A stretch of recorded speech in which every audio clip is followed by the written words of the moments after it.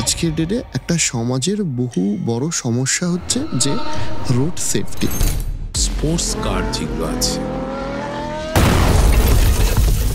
সেখানে কিন্তু যারা করে তাদের বিভিন্ন ধরনের ইনস্ট্রুমেন্ট হাতে হাঁটুতে পরানো থাকে, কিন্তু আমি যদি ওই গতিতে এইগুলো ছাড়াই আমি রাস্তায় চলতে থাকি তাহলে তার পরিণতি তো মৃত্যু হবে, তাই না? কিন্তু অনেক ক্ষেত্রে তো দেখা যায় যে আমাদের অনেক পথচারী রয়েছেন যারা হয়তো জেব্রা ক্রসিং দিয়ে পার হচ্ছেন না, যেখান সেখান দিয়ে রাস্তা পার হয়ে যাচ্ছে। একেবারে ঠিক। তখন কি কোনো শাস্তির ব্যবস্থা আছে? আমরা রোড সেফটির যা যা বিষয়গুলো আছে আমরা সবটাই করছি, কিন্তু ওয়াটার ট্রান্সপোর্ট নিয়ে আপনারা কি কিছু ভাবছেন বা আরো? যেমন মুখ্যমন্ত্রী ঢেউ নামে একটা ইলেকট্রিক ভেসেল তিনি কিন্তু উদ্বোধন করেছেন। বাবুঘাটে প্রায় 105 কোটি টাকার টার্মিনাল যেটি তৈরি হয় একদম এয়ারপোর্টের মতো। ক্রমশই হলুদ ট্যাক্সির সংখ্যা কমতে থাকছে। এই হলুদ ট্যাক্সির ভবিষ্যৎটা কি কলকাতাতে? এটা একটা নস্টালজিয়া কাজ করে এগুলোর প্রতি, প্রত্যেকেরই করে, কিন্তু এর তো একটা বয়স আছে, তারপরে আর সে চলতে পারবে না। যারা জুনিয়র দর্শক দেখছে, যারা ছোট ছোট ছেলে মেয়ে, আমার ভাই বোনেরা, তাদের জন্য এই গোটা জীবনের অভিজ্ঞতা থেকে কি বলতে চাইবে? কাউকে এ কথা বলার আর প্রয়োজনীয়তা নেই যে তোমার দ্বারাই কিছু হবে না।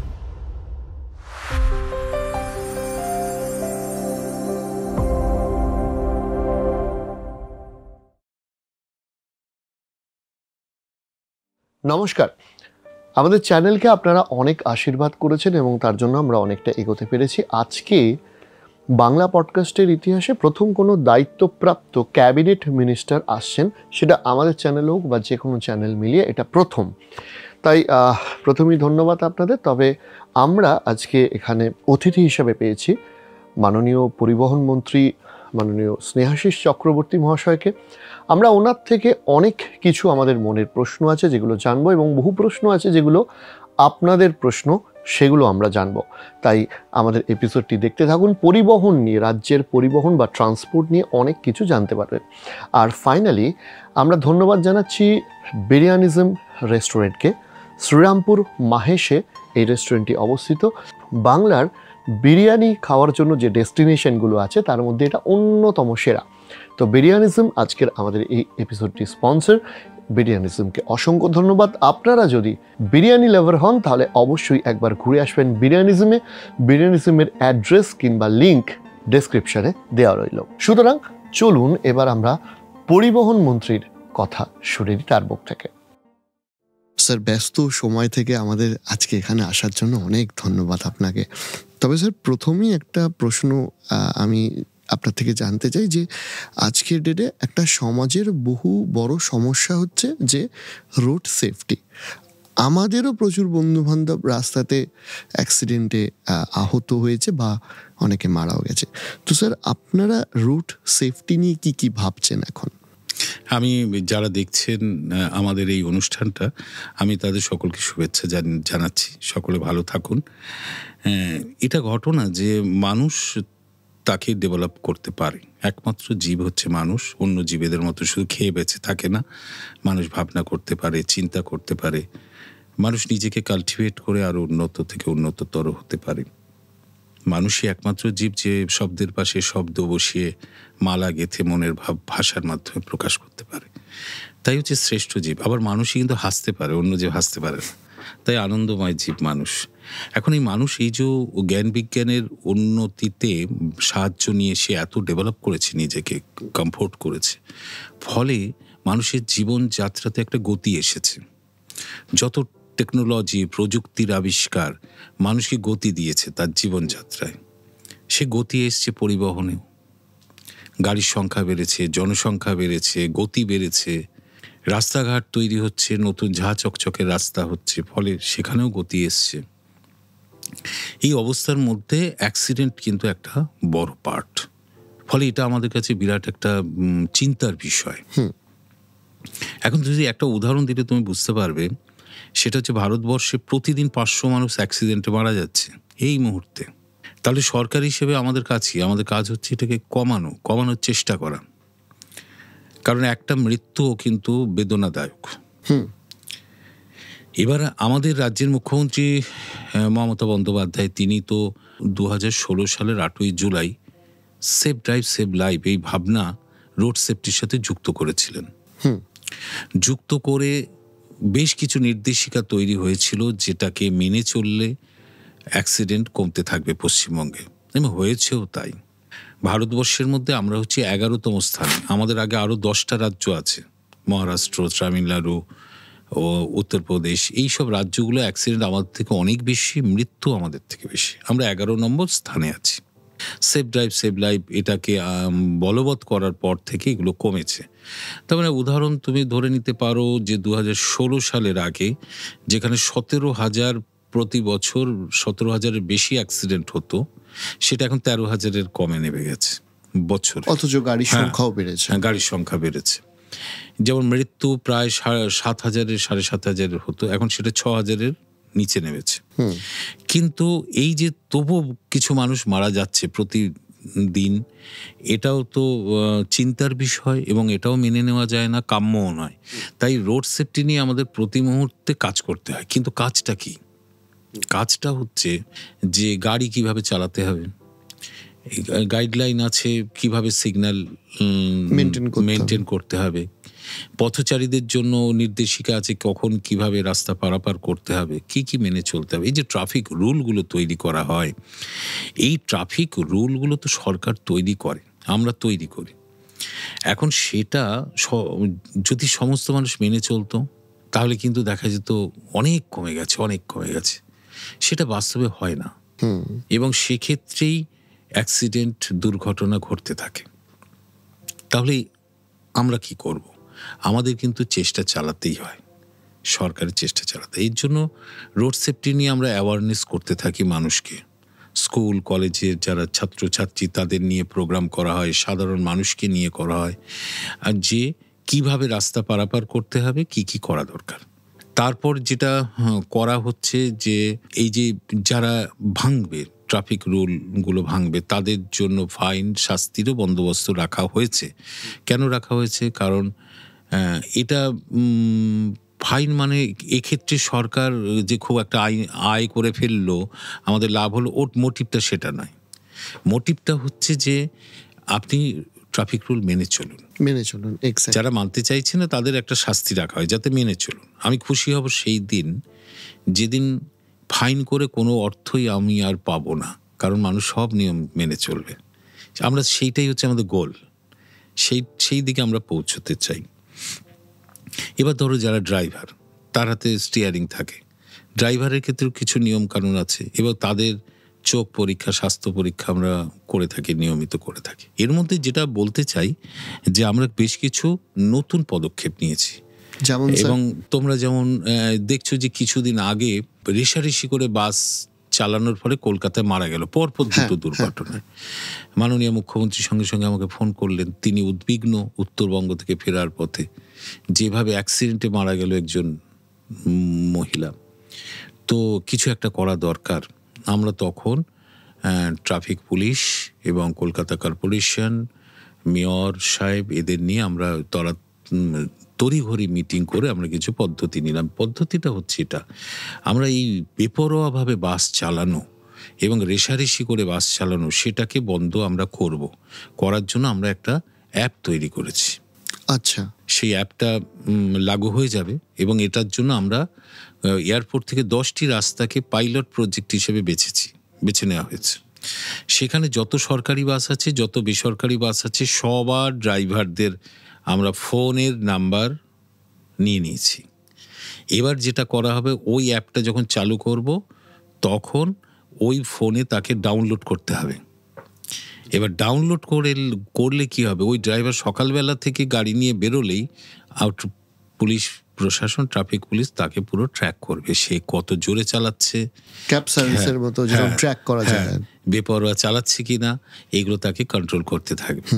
ফলে কি হচ্ছে, সে নিয়ন্ত্রণের মধ্যে চালাবে, অনেকটা নিয়ন্ত্রণের মধ্যে চালাবে। তারপর যদি কেউ না মানে, কেউ ওটা লোড না করে, আমরা 2-3 বার তাকে সতর্ক করব, তারপর তার ড্রাইভিং লাইসেন্স বাতিল করব। আচ্ছা, ঠিক আছে। এবং মুখ্যমন্ত্রীর নির্দেশ অনুসারে যারা বেপরোয়া চালিয়ে যদি কেউ মৃত্যু হয়, তাহলে খুনের মামলা রুজু হবে ড্রাইভারের বিরুদ্ধে।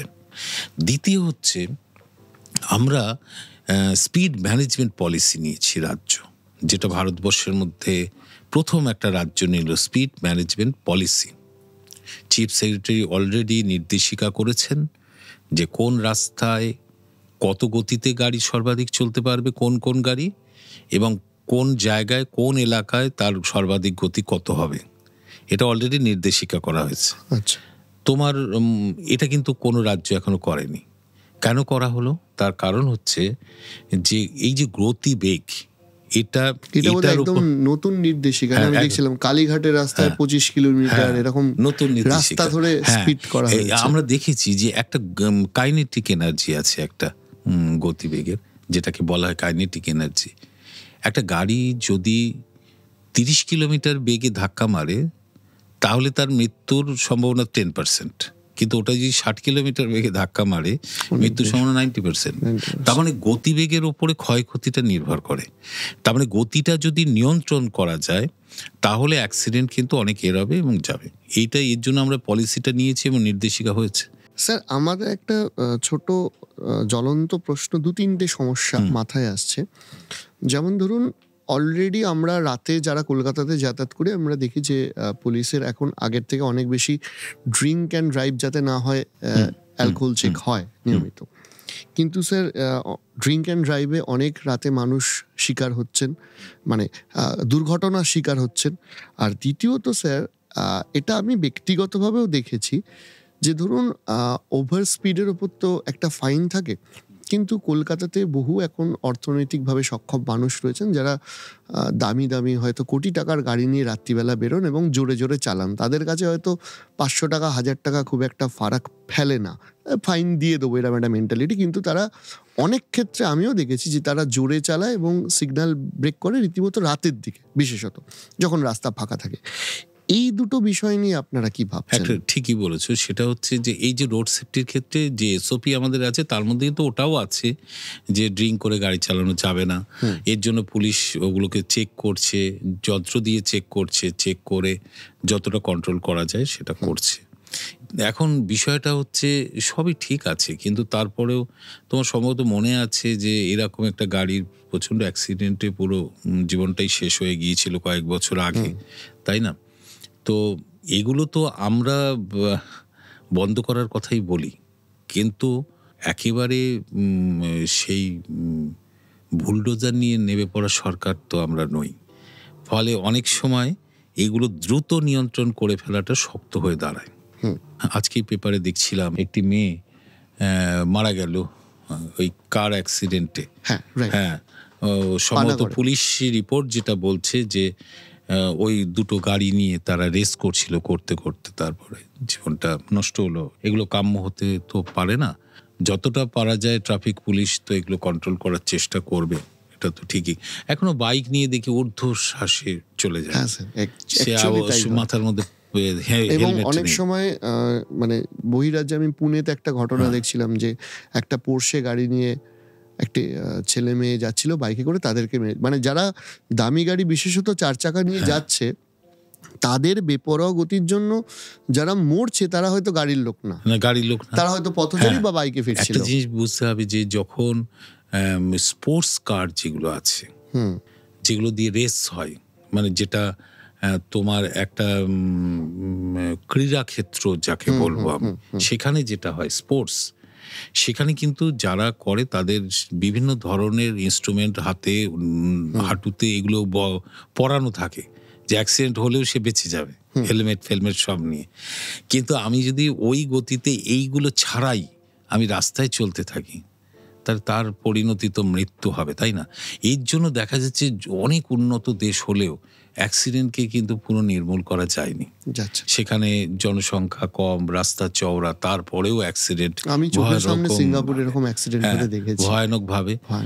এটা হচ্ছে মানুষেরও তো অনেকটা বুঝতে হবে সে কিভাবে জীবনটা চায়। স্যার, আরেকটা এই সূত্র ধরে আপনাকে জিজ্ঞাসা করি যে ধরুন কোনো বাস বা কোনো গাড়ি যদি ধাক্কা মারে তখন ড্রাইভারের এগেনস্টে অ্যাকশনের কথা আপনি বললেন, যেটা অবশ্যই প্রয়োজনীয়। কিন্তু অনেক ক্ষেত্রে তো দেখা যায় যে আমাদের অনেক পথচারী রয়েছেন যারা হয়তো জেব্রা ক্রসিং দিয়ে পার হচ্ছেন না, যেখান সেখান দিয়ে রাস্তা পার হয়ে যাচ্ছে। একেবারে ঠিক, একেবারে। এবার সেক্ষেত্রে কি পথচারীর যদি তারা সঠিকভাবে রাস্তা দিয়ে না হাঁটে তখন কি কোনো শাস্তির ব্যবস্থা আছে? খুব ভালো প্রশ্ন, খুব ভালো প্রশ্ন। অ্যাক্সিডেন্ট কি শুধু ড্রাইভারের জন্য হয়? নিশ্চয়ই না, নানা কারণ আছে, নানা কারণ আছে। পথচারীর ভুল আছে, সে নিয়ম মানতে চায় না, সেটা আছে। কোথাও কোথাও সিগন্যাল পয়েন্টে কোনো সময় টেকনোলজি হয়তো সিগন্যাল আলো ঠিক মতো জ্বললো না, সেটা আছে। এসবগুলো অনেকগুলো থাকে, কিন্তু ঘটনাটা হচ্ছে যে ওই পথচারী ভুল করবে কিনা, একজন অজ্ঞ পথচারী পার হবে কিনা, এবং ওর জন্য অ্যাক্সিডেন্ট হবে বলে ড্রাইভার সে বেপরোয়া চালাবে, সেটা হয় না। গাড়ি যার হাতে আছে আমার তো তাকে আগে কন্ট্রোলে রাখতে হবে। ওগুলো আমরা সবটাই রাখছি, আমরা রোড সেফটির যা যা বিষয়গুলো আছে আমরা সবটাই করছি, কিন্তু এই ড্রাইভারকে একটু কন্ট্রোল করা ভীষণভাবে জরুরি, কারণ আমরা স্পিড ম্যানেজমেন্ট পলিসি নিয়েছি তাই। স্যার, এই সূত্র ধরে একটা প্রশ্ন আসি। কলকাতাতে সমস্যাটা তুলনায় একটু কম। আমাদের মফস্বল এরিয়াতে, আপনিও জেলার মানুষ, আপনি দেখবেন যে ধরুন এই যে জিটি রোড বা বিটি রোড, এই যে মানে শহরতলির মানে কলকাতার বাইরে যে ছোট ছোট শহরগুলো আছে সেখানে ই রিক্সা বা টোটো যাকে বলা হয়, সেইটা একটা প্রচণ্ড একটা জ্যামের কারণ হয়ে যায় বিভিন্ন জায়গায়। এবং অনেক ক্ষেত্রেই মানুষের অভিযোগ থাকে যে অগণিত টোটো, অপ্রয়োজনীয় টোটো রাস্তায় বেরিয়ে পড়েছে। তো এই টোটোর সংখ্যা কন্ট্রোল করার জন্য কি আপনারা কিছু ভাবছেন? হ্যাঁ, এটাও একটা আমাদের কাছে সমস্যা হয়ে দাঁড়িয়েছে। সেটা হচ্ছে লক্ষ লক্ষ টোটো আছে এবং সেগুলো বেকার যুবকরাই চালায় মূলত। এবং তারা কি হচ্ছে শহরগুলোতে, শিলিগুড়ি, বর্ধমান, হাওড়া, আসানসোল, এইসব জায়গায়, ব্যারাকপুর, বারাসাত, এইসব জায়গায়, শ্রীরামপুর, হ্যাঁ, কোন্নগর, শ্রীরামপুর আছে, চুচড়ো আছে, কোন্নগর স্টেশন আছে। আমি দেখেছি যে ওখানে বিরাট যানজট তৈরি করছে। হ্যাঁ, এবার সেটা নিয়ে মানুষের কমপ্লেন আছে, আমাদের কাছে কমপ্লেন আছে। এখন এটার সমাধানের জন্য আমরা ভাবছি এই কারণে যে দেখো, বিষয়টা হলো যে ই রিক্সা, যেটা ব্যাটারি চালিত ই রিক্সা, লাস্ট মাইল কানেক্টিভিটি, এই ভাবনা থেকেই এই রিক্সাকে প্রমোট করা হয়েছে। কেন্দ্রীয় সরকার প্রমোট করেছে, সবে আমরাও চাই ই রিক্সা আসুক। আগে প্যাডেল চালিয়ে আসতো, এখন সেখানে একটা ব্যাটারি থাকছে এবং পরিবেশ দূষণমুক্ত গাড়ি। এদের কাজ মূলত হচ্ছে যে একেবারে বাড়ি বাড়িতে গিয়ে প্যাসেঞ্জারকে নিয়ে সে একটা মূল রাস্তায় তুলে দেওয়া বা আরেকটা বাড়িতে পৌঁছে, এই কারণে এইটাকে প্রমোট করা হলো। কিন্তু সেই ই রিক্সাগুলো যে তৈরি হয় তারও একটা সেফটি সিকিউরিটির ব্যাপার থাকে। সেই সেফটি সিকিউরিটির ব্যাপারটা দেখে আইক্যাট, তারা স্বীকৃতি দিলে তবে ওটা তৈরি করা যায়। ওটাকে নকল করে আবার গ্রামগঞ্জে লোহার সাথে লোহা জুড়ে টোটো তৈরি হয়ে গেল এবং লক্ষ লক্ষ তৈরি হয়ে গেল। মুশকিল হচ্ছে, নিয়ম হলো এগুলোকে আমাদের পারমিট দিতে পারবো না আমরা। পরিবহন দপ্তরের হাত বাঁধা হয়ে গেল এখানেই, যে এগুলোর পারমিট লাগবে না। পারমিট মানে হচ্ছে রোড পারমিট। আমরা দু ধরনের পারমিট দিই, একটা হচ্ছে কন্ট্রাক্ট ক্যারেজ আর একটা স্টেজ ক্যারেজ। একটু বুঝিয়ে বলুন। হ্যাঁ, কন্ট্রাক্ট ক্যারেজ হচ্ছে তাকে আমি একটা পারমিট দিলাম, সে প্যাসেঞ্জার নিয়ে যে কোনো জায়গায় যেতে পারবে। যারা মূলত ট্যুরিস্ট বাস টাস নিয়ে যায় তারা কন্ট্রাক্ট ক্যারেজে চলে। আর স্টেজ ক্যারেজ হচ্ছে একটা নির্দিষ্ট রাস্তায় সে যাতায়াত করবে, কোনো একটা স্টেশন থেকে আর একটা পয়েন্টে ওই রাস্তাতেই সে যাতায়াত করবে। যেরকম অটোর যে, হ্যাঁ, অটো আছে, বাসের আছে, এগুলো স্টেজ ক্যারেজ বলা হয়। এইগুলো মূলত বাস, ম্যাজিক, অটো, এগুলো স্টেজ ক্যারেজ পারমিট নিয়ে চলে।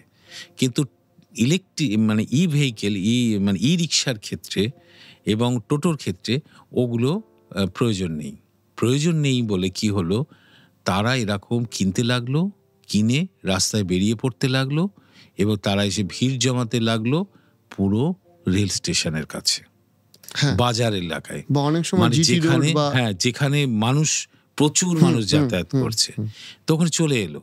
এবং ওখানে গেলে এবং কত যে সংখ্যা এলো সেটা ওরাও জানে না, ফলে যানজট তৈরি করলো। দ্বিতীয় হচ্ছে হিউজ কিনে ফেললো একটা শহরে, কত কিনে, কারণ আমাদের তো পারমিট থাকলে আমি কন্ট্রোল করতে পারি, যেহেতু টোটোর ক্ষেত্রে এটা নিয়ে ওটা লাগলো না। এবার সেইখানে একটা রাস্তায় 50টা অটো হয়তো আমরা পারমিট দিয়েছি, আমরা মনে করেছি যে ওর থেকে বেশি ওখানে দিলে যানজট হবে, ওখানে নেবে পড়লো 200 বা 500 টোটো। এইটাই হচ্ছে সমস্যা।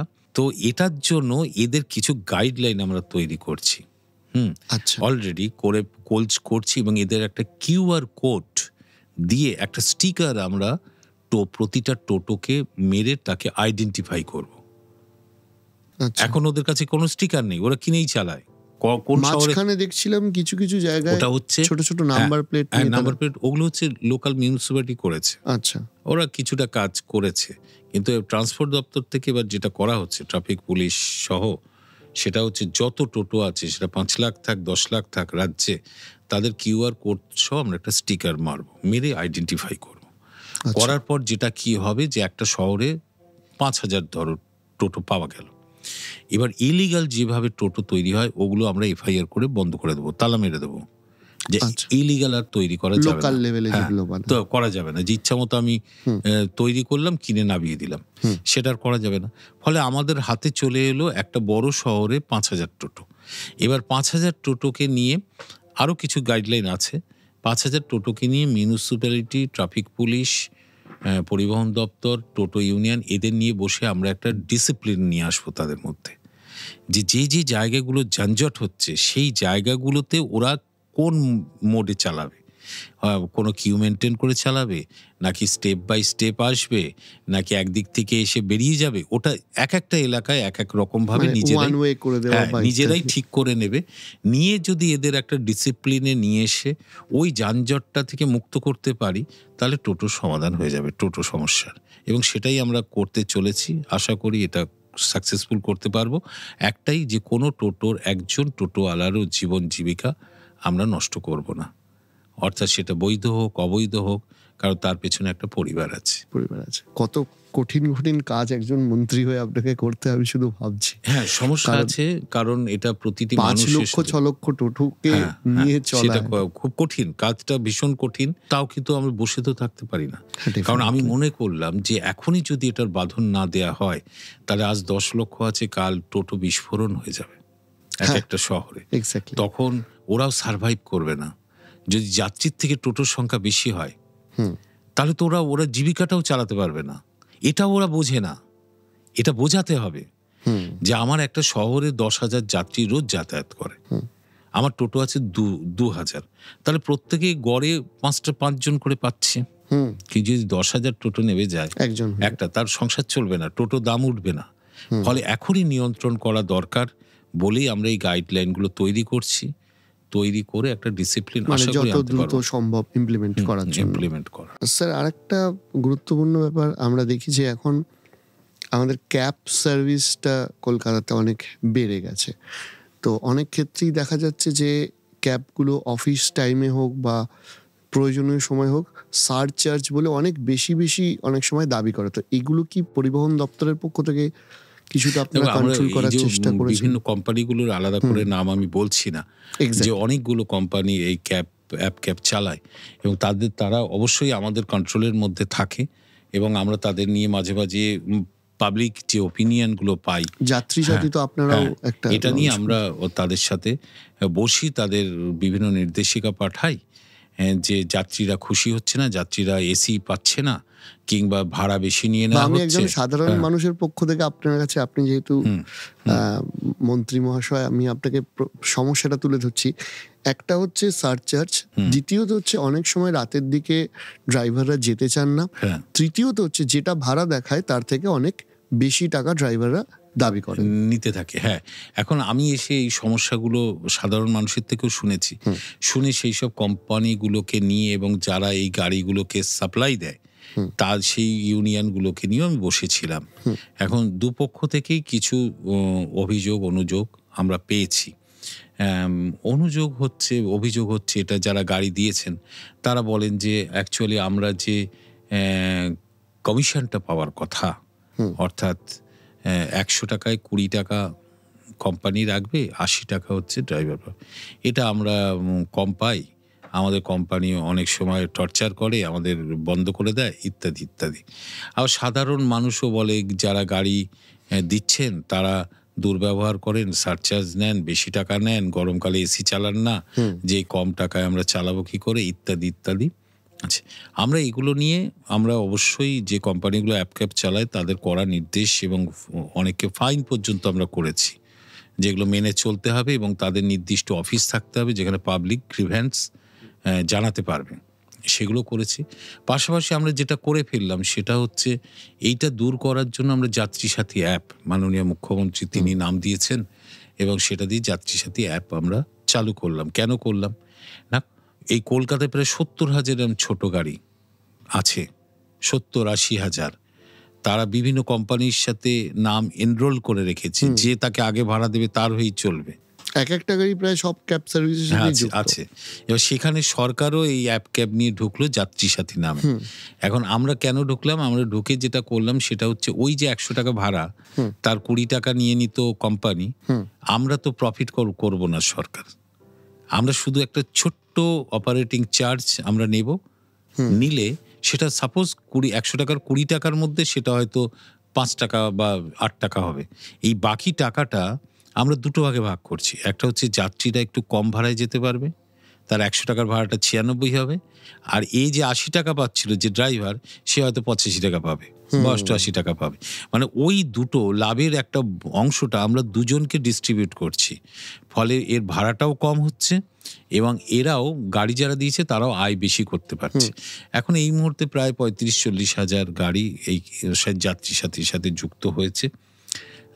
সেইগুলোকে তাতে অনেকটা মানুষ সার্ভিসও পাচ্ছে, কিন্তু প্রতিনিয়ত এর পেছনে আমাদের লেগে থাকতে হচ্ছে। তার কারণ হচ্ছে যে সমস্ত যারা গাড়ি চালাচ্ছেন তাদেরও কিছু স্বভাবের পরিবর্তন করতে হয়, কারো কারো, সবাই নয়, কারো কারো যে রিফিউজ করছে, নিতে চাইছে না, এগুলো দেখা। দ্বিতীয় হচ্ছে অন্য যে অ্যাপ ক্যাব কোম্পানিগুলো আছে তারা অতিরিক্ত ভাড়া নিচ্ছে কিনা, সেগুলো দেখার জন্য আমরা এটা নিয়মিত যেমন অভিযোগ পাই আমরা অভিযোগ ভিত্তিতে কিন্তু অ্যাকশন নিতে থাকি।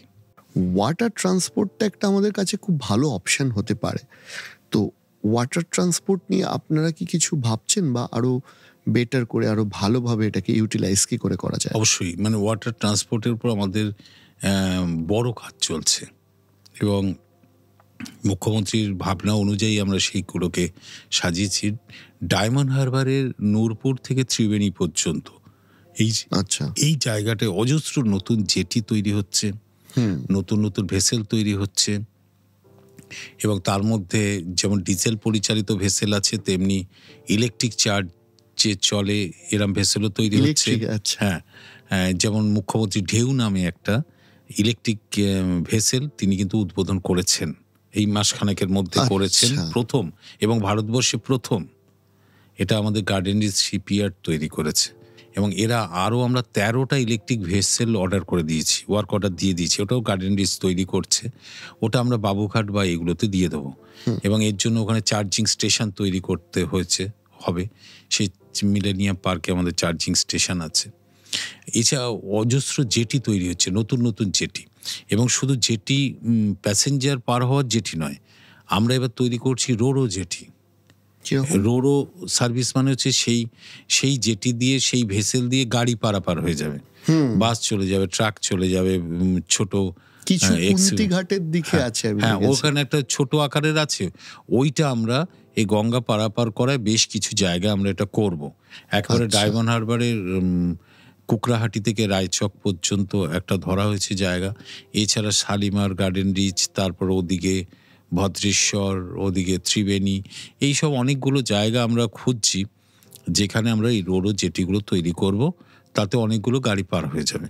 প্লাস হচ্ছে এই যে আমরা জেটিগুলো নির্মাণ করছি এর মধ্যে অনেক জেটি তৈরি হয়ে গেছে, উদ্বোধন হয়ে গেছে, মানে সেটা যারা যায় যাতায়াত করলে দেখতে পারবে, ঝা চকচকে সব জেটি থাকে, সেখানে স্মার্ট গেট আছে, মানে ওই মেট্রোর মতো দিলে তবে গেট খুলবে, এসবও করা হয়েছে। এবং যেমন আমাদের বাবুঘাটে প্রায় 105 কোটি টাকার টার্মিনাল জেটি তৈরি হবে, একদম এয়ারপোর্টের মতো, সে সুন্দর ছবি, সেগুলো দেখলেই বুঝতে পারবে ও আমার চেহারা পুরো বদলে যাবে, মানে কাজ শুরু হবে। হ্যাঁ হ্যাঁ। এবার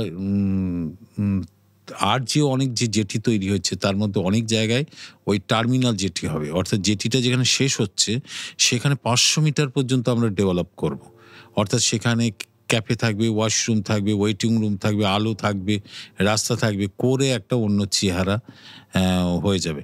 এটা প্রায় 1,000 কোটি টাকার কাজ এইটা চলছে। এটা বিশ্বব্যাংকই টাকাটা করছে। যদিও বিশ্বব্যাংক এটা অনুদান নয়, এটা রাজ্য সরকার লোন হিসেবেই নেয় এবং সেটা আবার উইথ ইন্টারেস্ট আমরা ফেরত দেব। তার মানে রাজ্য সরকার প্রায় 1,000 কোটি টাকার কাজ এই ডায়মন্ড হারবার টু ত্রিবেণী পর্যন্ত করছে, এই ফার্স্ট পেজ।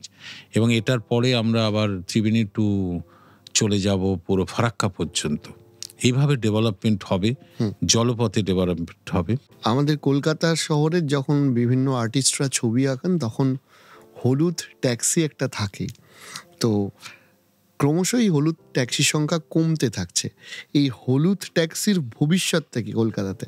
হ্যাঁ, সত্যি কলকাতার সাথে হলুদ taxi, Howrah bridge, Victoria, tram, এগুলো কলকাতার সাথে, ছবির সাথে আমরাও ছোটবেলায় দেখে এসেছি।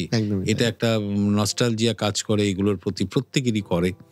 কিন্তু যানবাহন তো, এর তো একটা বয়স আছে, তারপরে আর সে চলতে পারবে না।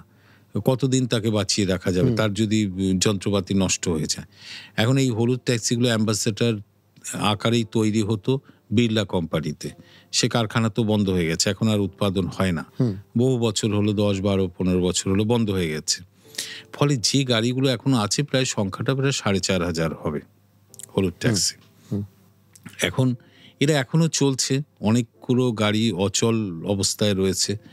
এখন যতদিন চলছে ততদিন চলছে, কিন্তু এরা তো আবার 50 বছর 100 বছর চলবে না, আস্তে আস্তে সবারই জীবন শেষ হবে। তখন হয়তো কিছু মিউজিয়ামে রাখার মতনই থাকবে, এছাড়া বাঁচাবো কেমন করে? রাস্তায় তো চলতে দিতে পারি না। হেরিটেজ আকারে আমি কোনো জায়গায় রাখতে পারি যেখানে দর্শক এসে দেখবে যে একটা সময় এখানে এরকম ঘোড়ার গাড়ি ছিল, পালকি ছিল, কিন্তু সেগুলো তো আর রাস্তায় চলতে দেওয়া যাবে না তার বয়স অনুযায়ী। ফলে কালের গতিতে কিন্তু এর সমাপ্তি ঘটবেই। কিন্তু তবুও একটা বলি যে এই সম্প্রতি BGBS এর 300টা হলুদ ট্যাক্সি নামানোর জন্য একটি কোম্পানি আমাদের সাথে চুক্তিবদ্ধ হয়েছে। তারা গাড়িটা হচ্ছে অন্য কোম্পানির গাড়ি, অ্যাম্বাসেডর নয়, কিন্তু তাতে হলুদ রং থাকবে, ওখানে ওই হাওড়া ব্রিজ বা ভিক্টোরিয়ার ছবি আঁকা থাকবে, ইত্যাদি ইত্যাদি। আমাদের যা ছবি দেখিয়েছে ওটা আমরা পারমিশন দিয়েছি যে ওটা আরও হলুদ ট্যাক্সি 300 এরা হেরিটেজ আকারে চলবে। এইভাবে যতটা বাঁচিয়ে রাখা যায়, কিন্তু তারও তো একটা সীমা থাকে। ডেফিনেটলি। আরেকটা প্রশ্ন স্যার, সেটা হচ্ছে যে বিতর্কের কেন্দ্রে বলুন বা খবরের কেন্দ্রে বলুন, এখন একটা ট্রাম রয়েছে। আজকেই বোধহয় তার 152তম বর্ষপূর্তি হলো। কলকাতার ট্রাম, মাঝখানে একবার কথা উঠেছিল যে সেটা চলবে না। পরবর্তীকালে আপনারা কি সিদ্ধান্ত নিচ্ছেন বা ট্রামের ভবিষ্যৎ কি কলকাতা শহরে? একদম, বিষয়টা হচ্ছে সত্যি ট্রাম নিয়ে তো কবিতা, সাহিত্য, সিনেমা সব জায়গায় ট্রাম থেকেছে, মানুষের মনের মধ্যেও থেকেছে ট্রাম। কিন্তু সেই 1873 সালে ট্রাম চালু হলো কলকাতায়, তার সাথে ভারতবর্ষে আরও 14টা শহরে ট্রাম চালু হলো। কলকাতা ছাড়া বাকি 14টায় কিন্তু ট্রাম উঠে গেল। এই যে কারণগুলোতে উঠে গেল, সেই কারণগুলো কলকাতায় বর্তমান, এবং সেই কারণগুলোর আরও ব্যাপ্তি বা প্রসারতা বেড়েছে। ফলে ট্রাম সব রুটে চালিয়ে যাওয়া আজকের দিনে অসম্ভব। কেন অসম্ভব? যে সেই সময় যানবাহন কি ছিল? কিচ্ছু ছিল না, তখন বাসও আসেনি। সেই 1873-এ ট্রাম চালু হলো ফাঁকা রাস্তায়, ওটাই ছিল যানবাহনের মাধ্যম, আর টানা রিক্সা, পালকি ইত্যাদি ইত্যাদি। তো এখন কত জনসংখ্যা বেড়ে গেল কলকাতায়। এখন প্রায় 24,000 মানুষ বাস করে পার বর্গ কিলোমিটারে কলকাতায়, কিন্তু রাস্তা চওড়া হয়নি। এবং কলকাতায় রাস্তার যে পরিমাণ, মোট জমির মাত্র 6%-এর নিচে, যেটা তোমার দিল্লি 18%, মুম্বাই 10%, অনেক বেশি। এবং পৃথিবীতে যেখানে যেখানে যে শহরগুলোতে ট্রাম চলে, তোমার মিলান বলো, লিসবন বলো, এরকম যে শহরগুলোতে চলে, তুমি এক্ষুনি সার্চ করে দেখো তাদের জনঘনত্ব কোনোটায় 5,000, কোনোটায় 500, কোনোটায় 2,000, কোনোটায় 7,000। কলকাতার 24,000 পার বর্গ কিলোমিটার। ফলে কি হচ্ছে, যানবাহনের সংখ্যাও বেশি, রাস্তা চওড়া হয়নি, ট্রাম লাইনগুলো রাস্তার মাঝখান থেকে আছে। ফলে আজকের দিনে ওইখানে ট্রাম, ধীর গতিসম্পন্ন ট্রাম চলাচল মানে হচ্ছে যানজট তৈরি করা। একটা পরিবেশ নিয়ে একটা মামলা আছে এই ট্রাম নিয়ে। ট্রাম নিয়েও কিন্তু একটা মামলা আছে কোর্টে, একটা জনস্বার্থ মামলা, যে ট্রাম্পকে তোলা যাবে না। তো কোর্টে আমরা কোর্টের দিকে তাকিয়ে আছি, আমাদের কোর্টকে তো অনেকটা মেনে চলতেই হয়, অনেকটা না, কোর্টকে মেনেই চলতে হয়। এখন কোর্টে যেহেতু মামলা চলছে, কোর্ট বলছে দেখুন, যদি সরকার দেখুক, সরকার তার মোটিভ জানাক, সরকার ভাবুক ট্রাম্প নিয়ে কি করা যেতে পারে। আমরা যেটা কোর্টে জমা করেছি সেটা হলো যে আমরা হেরিটেজ আকারে ট্রাম্পকে রাখবো কলকাতা ধর্মতলা থেকে ময়দান পর্যন্ত। আচ্ছা, হেরিটেজ আকারে থাকবে, অর্থাৎ সেইখানে বেশ কিছু পুরনো ভেরিয়েন্টের ট্রাম থাকবে, সুসজ্জিত ট্রাম, যেটা কলকাতা বেড়াতে এলে কেউ ট্রাম দেখতে চাইলে বা চড়তে চাইলে সেই ট্রামটা সে চড়তে পারবে। এছাড়া অন্য কোনো রুটে আমরা ট্রাম চালাতে চাই না, যানজটের কারণ চাই না। ডেফিনেটলি। একজন পরিবহন মন্ত্রী হিসাবে আপনার কাছে কোন কোন বিষয়গুলো সব থেকে বেশি চ্যালেঞ্জের লেগেছে? চ্যালেঞ্জ লেগেছে যে যেখানে আমাকে চিন্তায় ফেলে দিচ্ছে, পরিবহনের সাথে বহু মানুষ যুক্ত আছে, তাদের জীবন জীবিকা একটা বড় ফ্যাক্টর। তারা যাতে এই পরিবহনের সাথে যে সমস্ত কর্মীরা রয়েছে, যারা এই ব্যবসার সাথে যুক্ত রয়েছে, তারা যাতে সারভাইভ করতে পারে সেটাকেও ভাবতে হচ্ছে। আবার পরিবেশের কথা ভাবতে গেলে তাদের অনেকটা পথ রুদ্ধ হয়ে যায়। আমার কাছে এগুলো হয়ে চ্যালেঞ্জ। যেমন একটা কোর্টের ন্যাশনাল গ্রিন ট্রাইব্যুনালের অর্ডার আছে যে 15 বছরের ওপরে বয়স হয়ে গেলে কমার্শিয়াল গাড়িগুলো এই কেএমডি এলাকায় বাতিল করে দিতে হবে।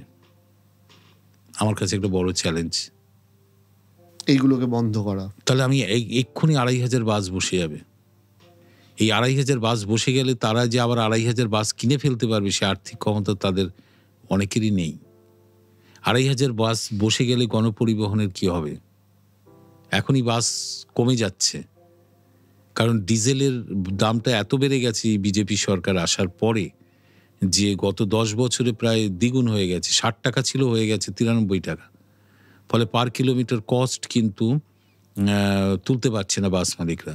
সেখানে যদি 15 বছর মানে তার গাড়িটাকে ভেঙে ফেলা হয়, কোর্টের অর্ডার, কত কর্মী বসে যাবে, তাদের জীবন জীবিকা, কত কন্ট্রাক্টর কাজ হারাবে, মানুষ পরিবহন পাবে না। আমি কোর্টের অর্ডার মানবো না এগুলোকে বাঁচাবো? ফলে এগুলো হয়ে যাচ্ছে চ্যালেঞ্জ। ফলে আমরা কোর্টে আবার মুভ করছি যে না, এটা ঠিক নয়। যারা আগে করে গিয়েছিল তারা বাস্তবতার সাথে এটা মেলে না। তার কারণ হচ্ছে, যখন এটা লাগু করেছিল সরকার এবং পরে সেটা কোর্ট সিলমোহর দিয়েছিল, এই 15 বছর সংখ্যাটা কোন মাথা থেকে বেরোলো? আচ্ছা, ওটা তো 18 হতে পারতো, ওটা তো 14 হতে পারতো। এই টেকনোলজিটা ভাবনা, প্রযুক্তিক ভাবনা কি ছিল?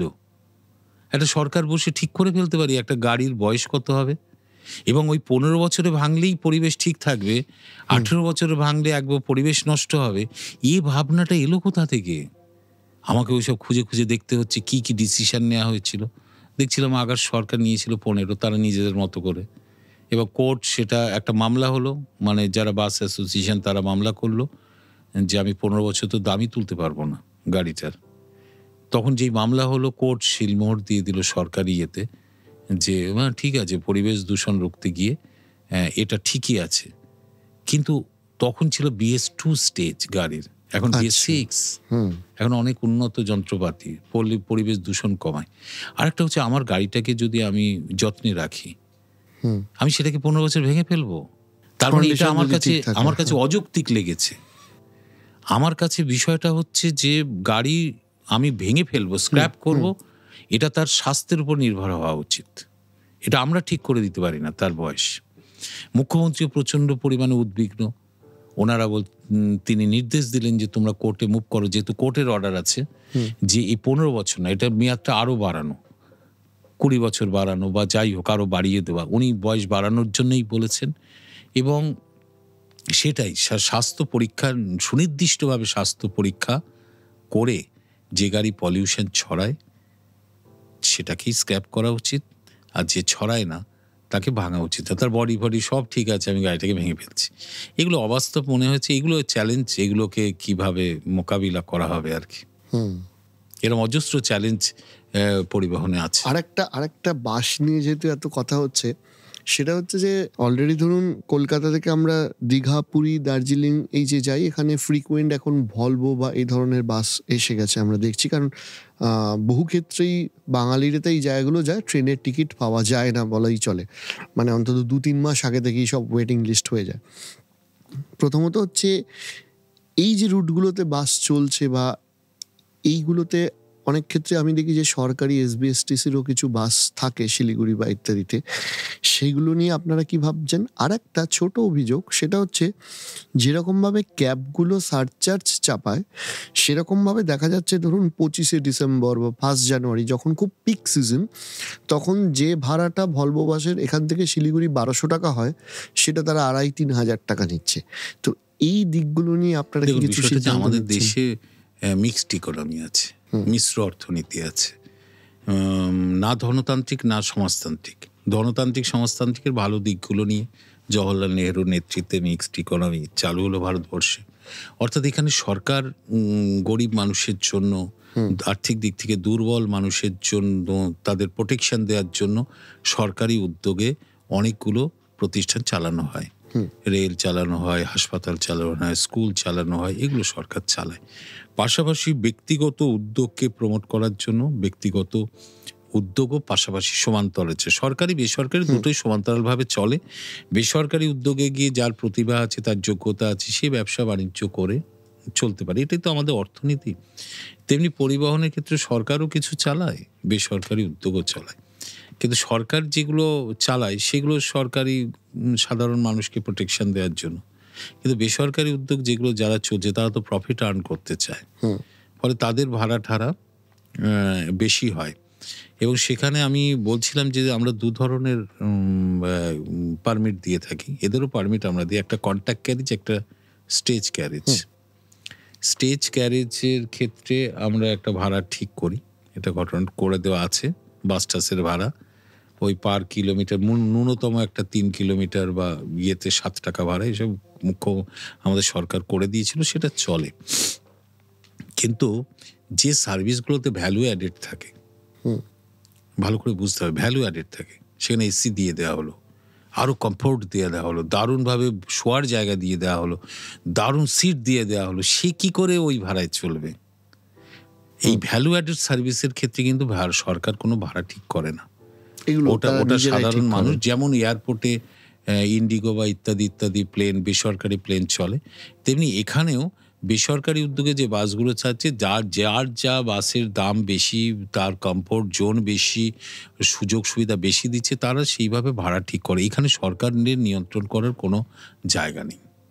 আচ্ছা স্যার, অনেকটাই কভার করলাম। আপনাকে একটা ব্যক্তিগত স্তরের প্রশ্ন জিজ্ঞেস করব। বেশ কিছু বছর এই দপ্তর চালিয়ে আপনি কি মনে করেন যে আপনার ব্যক্তিগত কোন বিষয়টা নিজেকে খুব তৃপ্তি দেয়, যে না এটা করতে পেরে আমার ভালো লাগছে? যখনই আমি এই দপ্তরে এসে দেখলাম যে দপ্তর চলছে, আমরা সরকারে আসার পর অনেক পরিবর্তন মাননীয় মুখ্যমন্ত্রী ভাবনা অনুযায়ী আমাদের দপ্তর করেছে। এসে আমি আসার পরেও বেশ কিছু কিছু ছোট ছোট সমস্যা, ছোট আবার আরেক দিক থেকে বড়, সেইগুলোকে সমাধান করার পথ বার করা এবং সেগুলোকে সমাধান যখন করি সেটা তৃপ্তি লাগে, যেটা মানুষের প্রয়োজন হয়।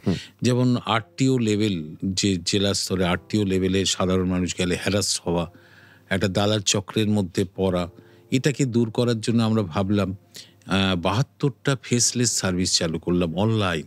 72টা, ভারতবর্ষে কোথাও নেই এতগুলো। যে আরটিও অফিসে যেতেই হবে না, যেতে যখন হবে না তখন আমাকে কোনো ওই দালাল চক্রের মধ্যে পড়তেও হবে না, আমি অফিসে বসে বাড়িতে বসে করে ফেলতে পারছি। ফলে এই ধরনের সিস্টেম তৈরি করে নিয়ে এসে যতটা সমাধান করা যায়, তবুও কিছু কিছু ক্ষেত্রে আমরা শুনি যে এখনো প্রতারিত হয়, আমরা সেগুলো স্টেপ নিই, ম্যান টু ম্যান স্টেপ নিচ্ছি।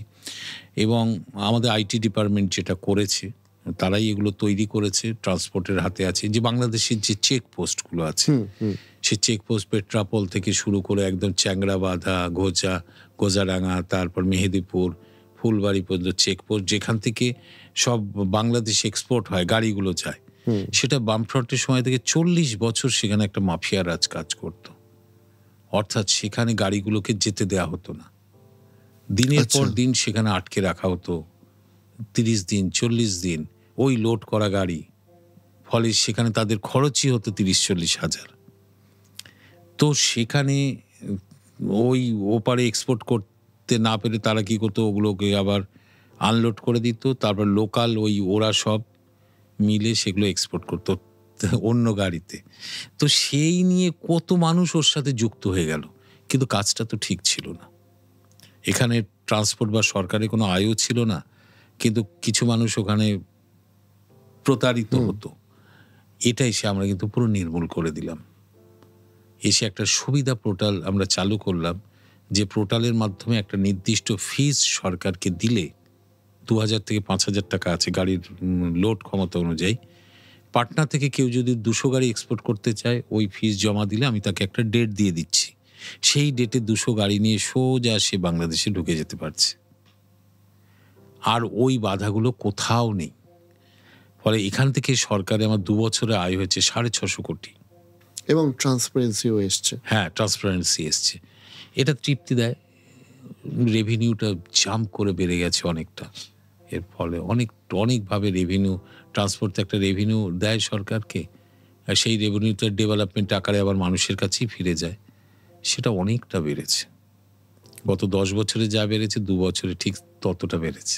শেষ হয়েও হইল না শেষ বলে একটা কথা আছে, তো ওই রকমই আপনার পুরো ডিপার্টমেন্টের এক্সপিরিয়েন্সটা আমরা শুনলাম। কিন্তু আমাদের এখানে না বহু এরকম দর্শক রয়েছে যারা 25-এর নিচে, অনেক 18-19 বছরেরও ছেলেমেয়েরা দেখছে। তা আপনার জীবনে আপনি একজন একদম গ্রাউন্ড থেকে উঠে আসা মানুষ, যিনি জীবনে এতটা অ্যাচিভ করেছেন। যারা জুনিয়র দর্শক দেখছে, যারা ছোট ছোট ছেলে মেয়ে, আমার ভাই বোনেরা, তাদের জন্য এই গোটা জীবনের অভিজ্ঞতা থেকে কি বলতে চাইবেন? অভিজ্ঞতা একটা হচ্ছে আমারও একটি সন্তান, সে আইসি পরীক্ষা দিচ্ছে। ওকেও যেভাবে বলি আমি সেভাবেই সবার জন্য বলবো, ছোটদের জন্য, যে মানুষ পারে না এমন কোনো কাজ নেই, অসম্ভব বলে কিছু নেই। শুধু আমার স্বপ্ন, বড় স্বপ্ন থাকতে হবে, কিন্তু সেই স্বপ্নটা শুধু চোখে রাখলে হবে না, কারণ চোখের জলের সাথে সেটা ঝরে যেতে পারে। স্বপ্ন হৃদয়ে রাখতে হবে, যাতে প্রতিটা হার্টবিট সেই স্বপ্নকে মনে করিয়ে দেয়। অর্থাৎ এপিজে আব্দুল কালাম যেটা বলেছিলেন, যে স্বপ্ন মানুষ ঘুমিয়ে দেখে না, যে স্বপ্ন হচ্ছে সেটাই যেটা তাকে ঘুমোতে দেবে না। স্বপ্নে ওই হতি জিসে যে পুরা না, মানে যেটা স্বপ্ন পূরণ না করা পর্যন্ত তার ঘুম আসবে না। তো আমার বক্তব্য হচ্ছে যে পরিশ্রমের কোনো বিকল্প নেই। সুন্দর স্বপ্ন রাখতে হবে এবং পরিশ্রম করতে হবে। আমি যেটা করতে চাই, আমি সেই লক্ষ্যে আমাকে এগোতে হবে। ফলে প্রতিটি মানুষের মধ্যে, প্রতিটি সন্তানের মধ্যে সম্ভাবনা আছে। আমি বলার এটা চেষ্টা করি যে কাউকে কথা বলার আর প্রয়োজনীয়তা নেই যে তোমার দ্বারাই কিছু হবে না। এটা আর বলা উচিত নয়, কারণ প্রত্যেকের মধ্যে কিছু না কিছু আছে যেটাকে যদি আমরা খুঁজে বার করতে পারি এবং সেটাই সে অবলম্বন করে যদি এগোতে চায়, তাহলে প্রত্যেকেই কিছু না কিছু করে উঠবে। ফলে স্বপ্ন থাকতে হবে, পরিশ্রম থাকতে হবে। থ্যাংক ইউ স্যার, অনেকটা সময় দেওয়ার জন্য। তবে আপনাদের যেগুলো প্রশ্ন আছে সেগুলো কমেন্ট করে জানাবেন। স্যার, আমরা আশা করব যে মানুষের যদি কিছু প্রশ্ন থাকে আপনি পরে আবার আমাদের একটু সময় দেবেন। আজকের জন্য এখানেই শেষ করছি। নমস্কার।